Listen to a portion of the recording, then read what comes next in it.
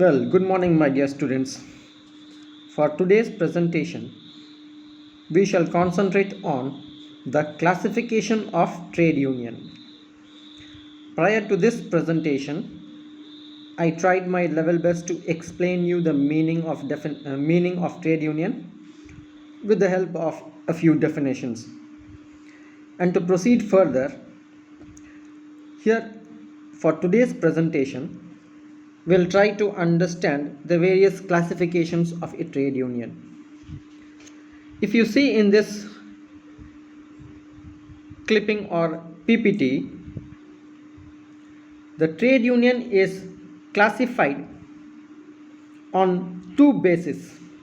One is on the basis of purpose on the extreme left on top, and on the right side on top you see the classification of trade union on the basis of membership structure.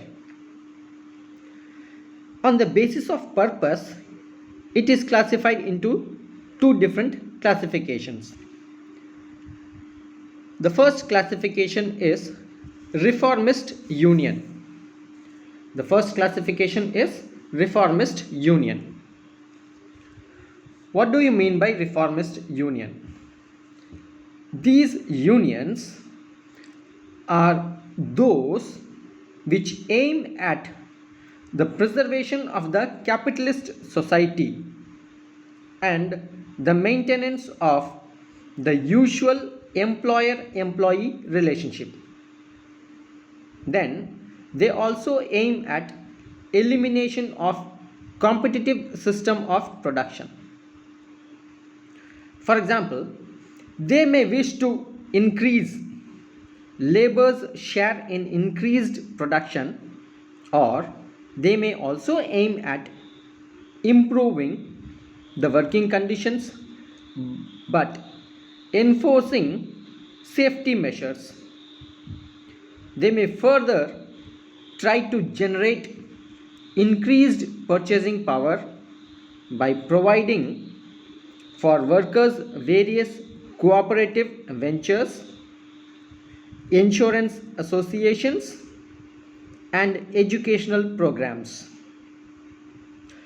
Professor Hoxie அப்படிங்கிறவர் இந்த reformist யூனியனை இன்னும் ரெண்டு விதமாக divide பண்ணியிருக்காரு. Professor Hoxie has further subdivided the reformist unions into the following two types. Number one is business union and the other one is friendly union or uplift union. Business union and the second one is friendly unions or uplift union. Now let us see what is business unions. Business unions are the form of labor cooperation in which employees enter the successful business relationships with employers.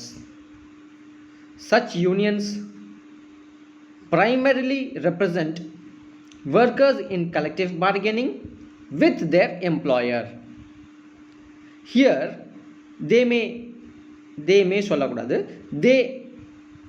aim at securing economic advantages to their members எப்படின்னு பார்த்தீங்கன்னா through peaceful means. However, they are craft conscious rather than class conscious. இப்போ friendly union or uplift unionனா என்னன்னு பார்ப்போம்.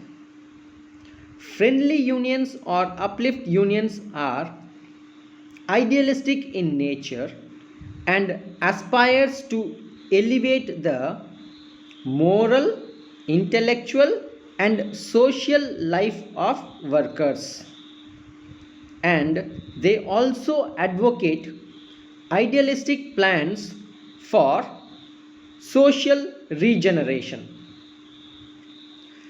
Then, as far as the classification on the basis of purpose is concerned, the second classification is revolutionary unions, anarchist union, political union, predatory union and dependent union. இதுக்கு முன்னாடி trade union classification பார்க்கக்குள்ள on the basis of purpose அப்படிங்கிற பர்பஸை வச்சு ரெண்டு விதமான classification இருக்குது. First கிளாஸிஃபிகேஷனாக பார்த்தோம், reformist வருது, பிஸ்னஸ் யூனியன் வருது, அப்லிஃப்ட் ஆர் ஃப்ரெண்ட்லி யூனியன் வருது. இப்போ அந்த பேசிஸ் ஆஃப் பர்பஸில் செகண்ட் கிளாஸிஃபிகேஷனில் என்ன மாதிரியான யூனியன் வருது அப்படின்னு பார்த்தீங்கன்னாக்கா ரெவல்யூஷனரி யூனியன்ஸ். இப்போ ரெவல்யூஷனரி யூனியன் என்ன அப்படின்னு பார்த்தீங்கன்னாக்கா, these unions aim at destroying the present structure completely and replacing it with different order which they consider is better. ப்ரெசண்டில் இருக்கக்கூடிய ஆர்டரை, சிஸ்டமை கம்ப்ளீட்டாக அப்படியே மாற்றி புதுசாக ஒன்று கொண்டு வருவாங்க. புதுசாக வர்றது பெட்டர் அப்படின்னு அவங்க ஃபீல் பண்ணுவாங்க. அப்போ எக்ஸிஸ்டிங் ஸ்ட்ரக்சரை, இருக்கக்கூடிய ஸ்ட்ரக்சரை அவங்க கம்ப்ளீட்டாக டிஸ்ட்ராய் பண்ணுறாங்க அப்படின்னு சொல்கிறாங்க ரெவல்யூஷனரி யூனியன்ஸில். They try to replace capitalistic industry with a socialistic or communistic type of industrial setup. Economics படித்தவங்களுக்கெல்லாம் இது நல்லா புரியும். இப்போ இந்த டைப் ஆஃப் யூனியனில் வந்து என்ன பண்ணுறாங்கன்னு பார்த்தீங்கன்னாக்கா, கேபிட்டலிஸ்டிக் சிஸ்டம், முதலாளித்துவம் அப்படிங்கிற ஒரு இண்டஸ்ட்ரியை மாற்றி சோஷியலிஸ்டிக் ஆர் கம்யூனிஸ்டிக் இண்டஸ்ட்ரியல் செட்டப்பில் கொண்டு வருவாங்க. அப்போ இருக்கிறத முழுமையாக ஒழிச்சு புதுசாக ஒரு சிஸ்டமை இன்ட்ரோடியூஸ் பண்ணுறாங்க. Here industrial workers of the world, that is IWWன்னு சொல்லுவாங்க, is an example of revolutionary யூனியனிசம்.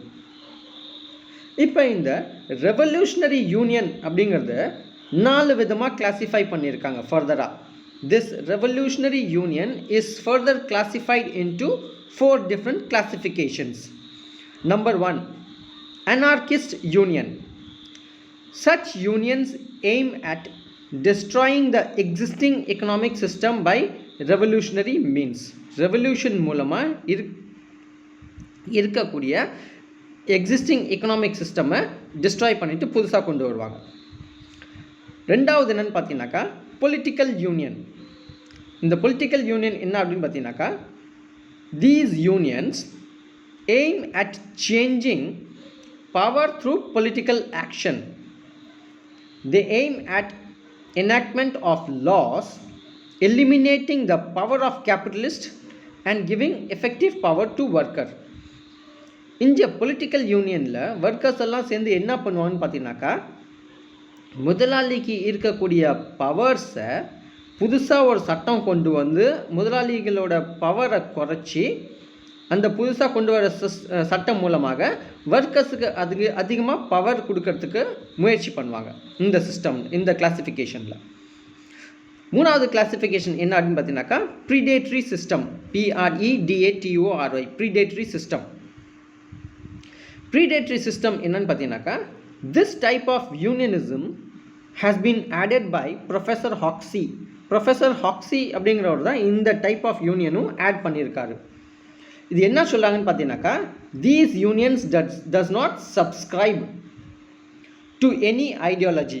இந்த மாதிரி யூனியனுக்கு வந்து எந்த விதமான ஐடியாலஜியும் இல்லை அப்படிங்கிறாங்க. அப்புறம் என்ன பண்ணாங்கன்னு என்ன நடக்குதுன்னு பார்த்தீங்கன்னாக்கா, such type of unions believe in ruthless pursuit of the matter in hand for which they can follow any means without bothering for ethical or legal considerations. அப்படின்னாக்கா கையில் இருக்கக்கூடிய பிரச்சனையை கையாளுறதுக்கு, கையில் இருக்கக்கூடிய பிரச்சனையை தீர்க்கிறதுக்கு அவங்க எந்த எக்ஸ்டென்ட்டுக்கும் போவாங்க, எந்த விதமான வழியும் கையாளுவாங்க. அவங்களுக்கு அதோட லீகல் கன்சிடரேஷன்ஸ், அதோட விளைவுகள் பற்றி அவங்களுக்கு கவலையே இல்லை. அவங்களுக்கு நல்லது நடந்தால் போதும், அதுதான்.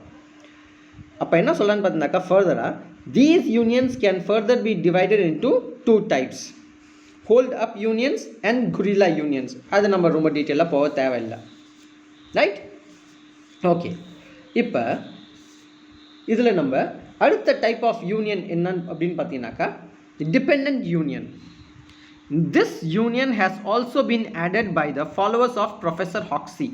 ப்ரொஃபஸர் ஹாக்ஸியை தொடர்ந்து வந்த ஃபாலோவர்ஸ் எல்லாம், அவரை பின்பற்றவங்க எல்லாம் இந்த யூனியன் ப்ரொப்போஸ் பண்ணுறாங்க. That is dependent union. இங்கே என்ன நடக்குதுன்னு பார்த்தீங்கன்னாக்கா the existence of this type of union is dependent wholly or partly on the other unions of the or the employees. இந்த யூனியன் என்னன்னு பார்த்தீங்கன்னாக்கா அவங்க முழுமையாக இல்லை பார்ட்லியாக மற்ற யூனியன் இல்லை மற்ற ஒர்க்கர்ஸை சார்ந்து இருப்பாங்க. அதனால தான் டிபெண்ட் யூனியன் அப்படின்னு உங்களுக்கு ஒரு பேர் கொடுத்துருக்காங்க. டிபெண்ட் யூனியன் அப்படின்னாக்கா அவங்க மற்றவங்கள சார்ந்து இருக்கிறது, முழுமையாகவோ இல்லை பார்ஷியலாகவோ மற்றவங்கள சார்ந்து இருப்பாங்க. இப்போ இந்த பிபிடி ப்ரெசன்டேஷனை பார்த்தீங்க அப்படின்னா கிளிப்பிங்கை பார்த்தீங்கன்னாக்கா ரெண்டாவது கிளாசிஃபிகேஷன் என்னன்னு பார்த்தீங்கன்னாக்கா on the basis of membership structure அப்படின்னு சொல்லுவாங்க. On the basis of membership structure. இப்போ on the basis of membership ஸ்ட்ரக்சரில் 4 விதமான கிளாசிஃபிகேஷன்ஸ் இருக்குது. ஒன்று வந்து கிராஃப்ட் யூனியன், இன்னொன்று வந்து இண்டஸ்ட்ரியல் யூனியன், அடுத்தது வந்து ஸ்டாஃப் யூனியன், அடுத்தது வந்து ஜென்ரல் யூனியன். இப்போ கிராஃப்ட் யூனியன்னா என்ன அப்படின்னு பார்த்தீங்கன்னாக்கா if the workers of the same craft or category of the job form into a union, that union is called craft union. அப்படின்னாக்கா எப்போ தொழிலாளர்கள் எல்லாரும் சேர்ந்து ஒரே தொழிலில் ஈடுபட்டு இருக்கிறவங்க அவங்களுக்குன்னு ஒரு யூனியன் ஃபார்ம் பண்ணாங்க அப்படின்னாக்கா அது craft union. These unions are also called as horizontal unions. இப்போ இந்த கிராஃப்ட் யூனியனுக்கு இன்னொரு பேர் இருக்குது, ஹாரிசான்டல் யூனியன் அப்படின்னு சொல்லுவாங்க. The basic logic behind the formation of such union. இந்த யூனியன் ஆரம்பிக்கிறதுக்கு பேசிக்காக லாஜிக் என்ன அப்படின்னு பார்த்தீங்கன்னாக்கா is that the workers belonging to the same craft to face similar problems, mostly non managerial, personal form. இப்போ இந்த தொழிலில் இந்த ஒரே மாதிரியான தொழிலில் ஈடுபட்டுருக்கவங்க ஒன்றா வந்து ஒரு யூனியன் ஃபார்ம் பண்ணுறாங்க அப்படின்னாக்கா அதுக்கு மெயின் ரீசன் பார்த்தீங்கன்னாக்கா அவங்க எல்லாருக்கும் சிமிலர் ப்ராப்ளம் இருக்கும், ஒரே மாதிரியான பிரச்சனைகள் இருக்கும். அப்படின்னா நான் managerial personal form such unions அப்படின்னு நம்ம சொல்கிறோம். For example drivers association. அப்படின்னாக்கா டிரைவர்ஸ் அசோசியேஷன்னா யாரெல்லாம் டிரைவராக இருக்காங்களோ அவங்க எல்லாம் இந்த அசோசியேஷனில் மெம்பராக இருப்பாங்க. அடுத்த டைப் ஆஃப் யூனியன் என்ன சொல்லணும்னு பார்த்தாக்கா இண்டஸ்ட்ரியல் யூனியன் அப்படின்னு சொல்கிறாங்க. இண்டஸ்ட்ரியல் யூனியன் என்ன அப்படின்னு பார்த்தாக்கா if the workers of different categories form into a union, that union is called industrial union. இந்த லைன் சிம்பிளாக இருக்குது, இதிலே நீங்கள் புரிஞ்சுக்கலாம், இருந்தாலும் தமிழில் சொல்கிறேன். எப்போ ஒரு தொழிற்சாலையில் வெவ்வேறு கேட்டகரியில் வேலை செய்யக்கூடிய தொழிலாளர்கள் எல்லாரும் ஒன்றா வந்து ஒரு யூனியன் ஃபார்ம் பண்ணுறாங்களோ அதை நம்ம இண்டஸ்ட்ரியல் யூனியன் அப்படின்னு சொல்லுவோம். These unions are also called as industrial union. அதுதான் பேர் கொடுத்துருவோம், right? Okay, this is called as industrial union. இப்போ அடுத்த டைப் ஆஃப் யூனியன் என்னன்னு பார்த்தீங்கன்னாக்கா ஸ்டாஃப் யூனியன். இப்போ இந்த ஸ்டாஃப் யூனியன் என்ன அப்படின்னு பார்த்தீங்கன்னாக்கா ஸ்டாஃப் அப்படிங்கிறது நம்ம பேரை வச்சே தெரிஞ்சுக்கலாம். மேனேஜரியல் ஸ்டாஃப் யாரெல்லாம் இருக்காங்களோ, ப்ளூ காலர் ஒர்க்கர்ஸ் இருக்காங்க இல்லையா, அவங்க வந்து பிளான்ட்டில் வேலை செய்வாங்க, மிஷினரிஸில் வேலை செய்வாங்க, மிஷினில் நின்று வேலை செய்வாங்க. ஆஃபீஸில் வேலை செய்யக்கூடிய ஒர்க்கர்ஸ், தட் இஸ் இந்த பிளான்ட்டில் வேலை செய்யக்கூடிய மிஷின்ஸில் வேலை செய்யறவங்களுக்கு சப்போர்ட்டிங் ஸ்டாஃப் யாரெல்லாம் இருக்காங்களோ, ஆஃபீஸில் வேலை செய்யக்கூடிய பணியாற்றக்கூடிய தொழிலாளர்கள், அவங்க எல்லாம் ஒரு அசோசியேஷன், ஒரு யூனியன்னு ஒன்று ஃபார்ம் பண்ணாக்கா அதை ஸ்டாஃப் யூனியன் அப்படின்னு நம்ம சொல்கிறோம். அடுத்த லாஸ்ட்டாக ஜென்ரல் யூனியன் அப்படின்னு சொல்கிறாங்க. Here in this context I would like to place on record that if the workers of any industry or any region or any occupation form into one union in order to protect their overall interest of the workers, such unions are called general union. General union என்ன பார்த்தீங்கன்னாக்கா தொழிலாளர்கள் எல்லாரும் எந்த இண்டஸ்ட்ரியிலேருந்து இருந்தாலும் பரவாயில்ல, எந்த region, எந்த மாநிலம், எந்த ஸ்டேட்லேருந்து இருந்தாலும் பரவாயில்ல, எந்த ஆக்கியூபேஷனில் இருந்தாலும் பரவாயில்ல, என்ன மாதிரியான தொழில் செஞ்சாலும் பரவாயில்ல, இவங்க எல்லாரும் அவங்களோட நலனை பாதுகாக்கிறதுக்கு, அவங்களோட இன்ட்ரெஸ்ட்டை ப்ரொடெக்ட் பண்ணுறதுக்கு, தட் இஸ் ஒர்க்கர்ஸோட இன்ட்ரெஸ்ட்டை ப்ரொடெக்ட் பண்ணுறதுக்கு, இட் இஸ் யூனியனில் இருக்கக்கூடிய மெம்பர்ஸோட இன்ட்ரெஸ்ட்டை ப்ரொடெக்ட் பண்ணுறதுக்கு எப்போ ஒரு யூனியன் ஒன்று ஃபார்ம் பண்ணுறாங்களோ அதை ஜென்ரல் யூனியன் அப்படின்னு நம்ம சொல்கிறோம். ஸோ இதோட ட்ரேட் யூனியனோட கிளாசிஃபிகேஷன்ஸ் நம்ம என்னென்னு பார்த்துருக்கோம்.